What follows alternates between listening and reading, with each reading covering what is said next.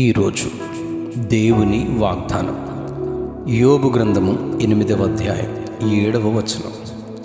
తుదను నీవు మహాభివృద్ధి పొందుదువు.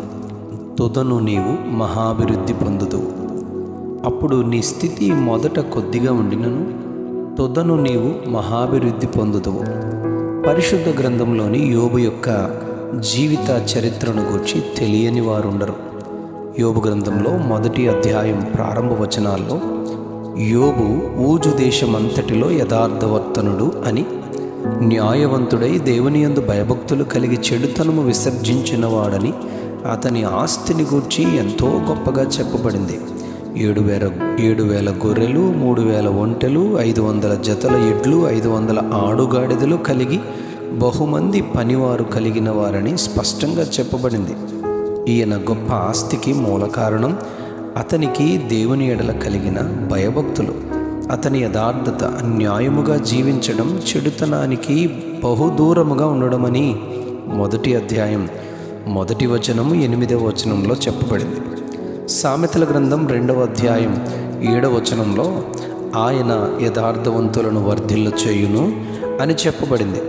2వ సామెత 21వ వచనంలో యథార్థవంతులు దేశమందు నివసించుదురు, లోపము లేని వారు దానిలో నిలిచియుందురు అని చెప్పబడింది. యోబు యొక్క పరీక్ష అని యథార్థత పైన, యోబు యొక్క పరీక్ష అంతా యథార్థత పైన, నీతి పైన, దేవుని యందు భయభక్తులను విడిచిపెట్టుట కొరకే కలిగింది అని మనం గుర్తిస్తాం. యోబు కుటుంబం ఆస్తి, అతని ఆరోగ్యంపై అపవాది సాతాను ఎంత దాడి చేసినప్పటికీ తన భక్తి యథార్థతలను యోబు విడిచిపెట్టలేదు. తన దీన స్థితిలో, ఆ స్థితిని 10 మంది పిల్లలను పోగొట్టుకున్న స్థితిలో దేవుని ఏమాత్రం దూషించక, విడిచిపెట్టక, యెహోవా ఇచ్చెను, యెహోవా తీసుకొనెను, యెహోవా నామమునకు స్తుతి కలుగునుగా కానీ దేవుని ఘనపరిచి మహిమపరిచి స్తుతించారు.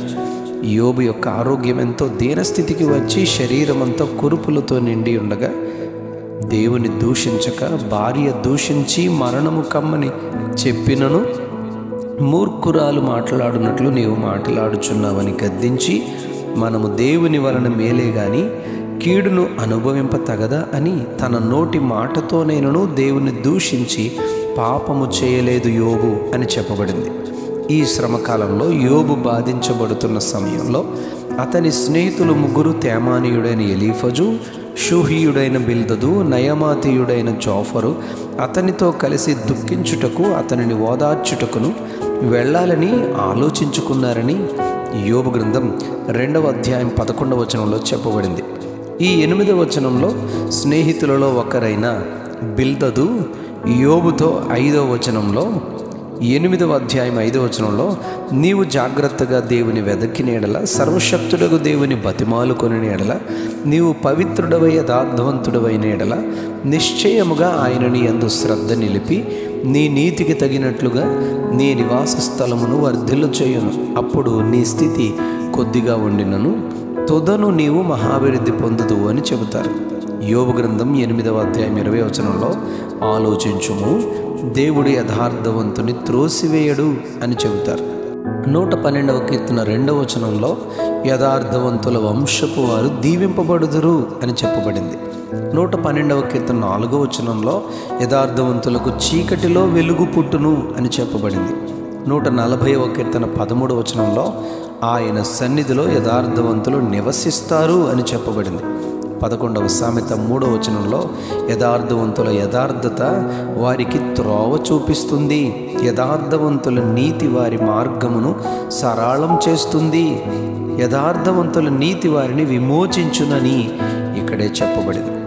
ఈరోజు మన ధ్యాన వాక్యంలో తుదను నీవు మహాభివృద్ధి పొందుదు అని యోబుతో బిల్దదు చెబుతూ ఆదికాండం 26వ అధ్యాయం 12-13 వచనాల్లో ఇస్సాక దేశమందున్నవాడై, అనగా కరువు వచ్చిన దేశంలో ఉన్నవాడై విత్తనము వేసి ఆ సంవత్సరము 100 ఫలము పొందెను.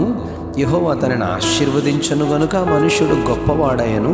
అతడు మిక్కిలి గొప్పవాడగు వరకు క్రమక్రమముగా అభివృద్ధి పొందుచు వచ్చెను. అతడు మిక్కిలి గొప్పవాడు అగు వరకు క్రమక్రమముగా అభివృద్ధి పొందుచు వచ్చెనని దేవుని మాటపై ఆధారపడి ఆయన చెప్పిన ఆజ్ఞ ప్రకారం కరువు వచ్చిన స్థితిలో అందరూ ఐగుప్తుకు వెళ్ళిపోతూ ఉండగా ఆయన, నీవు వారి వలె వెళ్ళవద్దు, నేను అబ్రహాము అనుని తండ్రి దేవుడను, నిన్ను ఆశీర్వదించదనని చెప్పిన మాట ఇస్సాకు లోబడి విని అనుసరించి ఎంతో గొప్పవాడగు వరకు క్రమక్రమముగా వర్ధిల్లెను అని చెప్పబడింది. యథార్థత, దేవుని మాటకు లోబడుట నిశ్చయముగా ఎలాంటి పరిస్థితుల్లో నుండైనా తప్పక మహాభివృద్ధిని గొప్పవాడుగా చేయును అని వీరి జీవితాల నుండి మనం నేర్చుకుంటాం. జీవితంలో మొదట కొద్దిగానే ఉంటుంది, ఆరంభం కొత్తదిగా భయముగా కొంచెముగానే ఉంటుంది. కానీ ఆయన మాట విని యథార్థతను కలిగి జీవించేవారు నిశ్చయముగా మహాభివృద్ధిని పొందుతాం. అట్టి ధన్యత ఆయన పిల్లలముగా మనమును పొందుకొందుముగాక. Amen, amen, amen. తుదను నీవు మహాభివృద్ధి పొందుదువు, తుదను నీవు మహాభివృద్ధి పొందుదువు. ఆమెన్.